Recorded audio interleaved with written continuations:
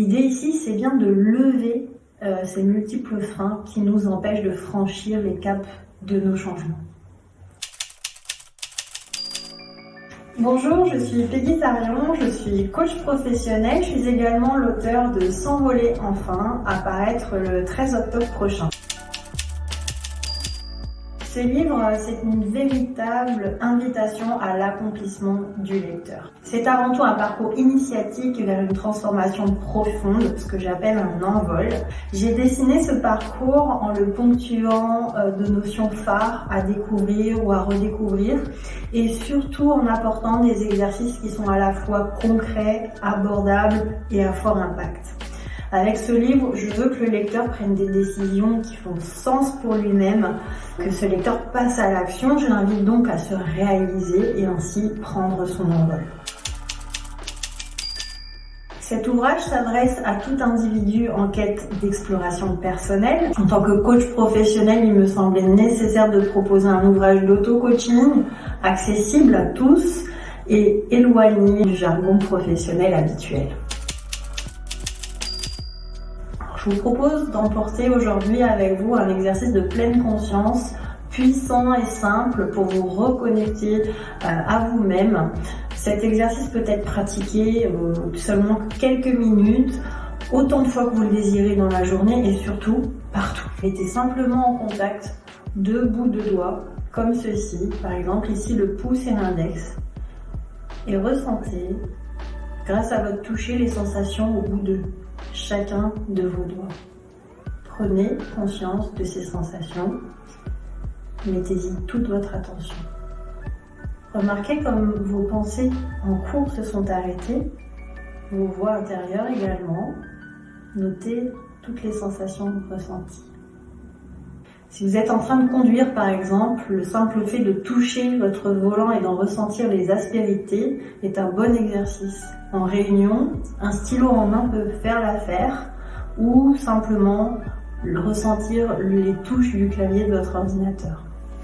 Dans ma méthode, j'explique en quoi il est fondamental de se connecter, reconnecter à soi pour faire taire nos critiques intérieures et nous appuyer sur notre sagesse pour passer à l'action avec force et discernement. L'idée ici, c'est bien de lever ces multiples freins qui nous empêchent de franchir les caps de nos changements. Je suis tout d'abord largement inspirée de ma propre expérience personnelle.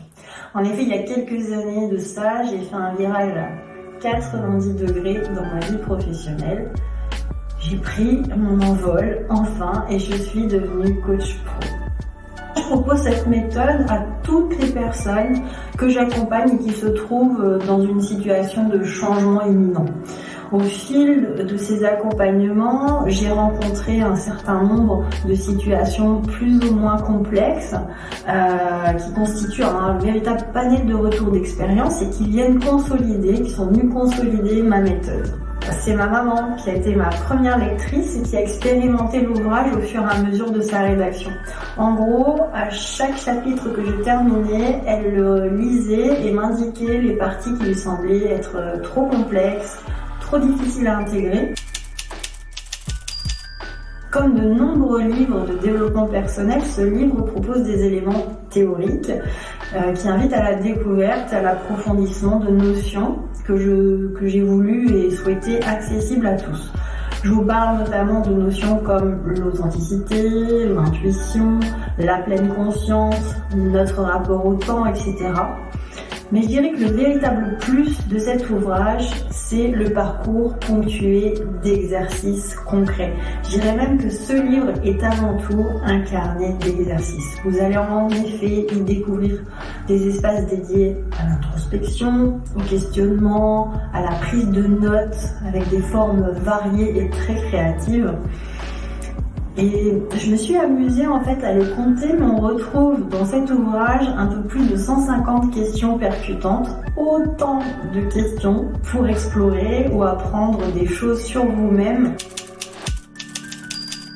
S'envoler, c'est un verbe d'action, c'est se mettre en mouvement, c'est prendre une trajectoire vers une direction. Et lorsque j'ai moi-même enfin pris mon envol, j'avais toujours en tête une image métaphorique, celle de l'albatros. C'est un oiseau qui m'a beaucoup inspiré, qui m'inspire encore beaucoup aujourd'hui, j'ai toujours cette image en tête. Et lors de mes accompagnements, il y a de nombreuses personnes qui sont venues avec une métaphore un peu différente, c'est celle du papillon et ses différentes phases de développement. J'aime beaucoup cette métaphore parce que on se rend compte très vite que la chenille, elle a tout en elle. C'est elle qui décide de s'arrêter pour entrer dans sa chrysalide qu'elle fabrique toute seule. Et quand elle est enfin devenue papillon, elle sort comme une renaissance et peut enfin déployer ses ailes et prendre son envol. Prenez votre temps, le temps de travailler à chaque chapitre, à chaque étape proposée dans le parcours.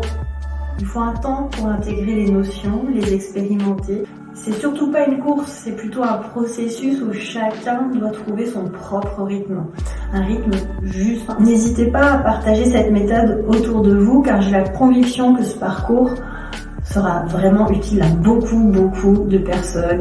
Merci beaucoup pour votre attention, une bonne lecture et surtout une excellente pratique et un bon vol.